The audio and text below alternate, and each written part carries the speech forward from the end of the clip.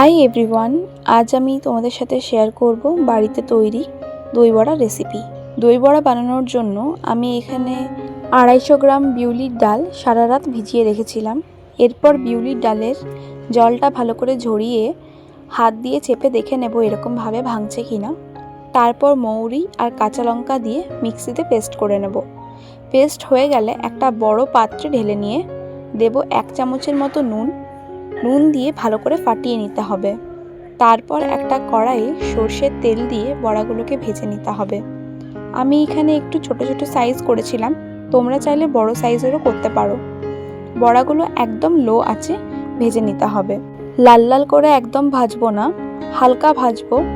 বড়াগুলো ভাজা হয়ে গেলে একটা বাটির মধ্যে গরম জল করে তার মধ্যে 1 চামচ নুন আর 1 চামচ হিং গুঁড়ো দিয়ে বড়াগুলো ভিজে দিতে হবে। তারপর একটা পাত্রে টক দই নেব। টক দই নিয়ে তার মধ্যে 1 চামচ নুন আর 2 চামচ চিনি দিয়ে ভালো করে ফাটিয়ে নিয়ে কিছুক্ষণ ফ্রিজে রেখে দেব ঠান্ডা হওয়ার জন্য। তোমরা চাইলে ফ্রিজে না রেখে বাইরেও রাখতে পারো। এরপর একটা কড়াইয়ের মধ্যে কিছুটা গোটা জিরে নিয়ে শুকনো কড়াই ভেজে নিয়ে গুঁড়ো করে নেব। আর আমি বানিয়েছিলাম 2 রকমের চাটনি, গ্রিন চাটনি আর তেঁতুলের চাটনি। দুটো চাটনির রেসিপি আসবে পরের ভিডিওতে। এরপর ভিজিয়ে রাখা বড়াগুলো ভালো করে জল চেপে নিয়ে একটা প্লেটের মধ্যে নিয়ে নিলাম।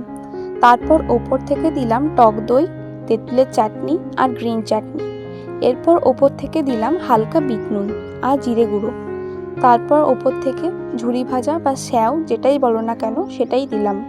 তোমরা পারলে একটু পাতলা স্যাওটা ব্যবহার করার চেষ্টা করবে। আমি এখানে যেহেতু পাতলা স্যাওটা পাইনি তাই মোটাটাই ইউজ করছি। ব্যাস, তাহলেই রেডি দই বড়া। তোমাদের কাদের কাদের দই বড়া প্রিয় আর তোমরা কে কটা দই বড়া খেতে পারবে সেটা আমাকে অবশ্যই জানিও। ভিডিওটা ভালো লাগলে লাইক করে চ্যানেলটা সাবস্ক্রাইব করে দিও। দেখা হবে নতুন ভিডিওতে।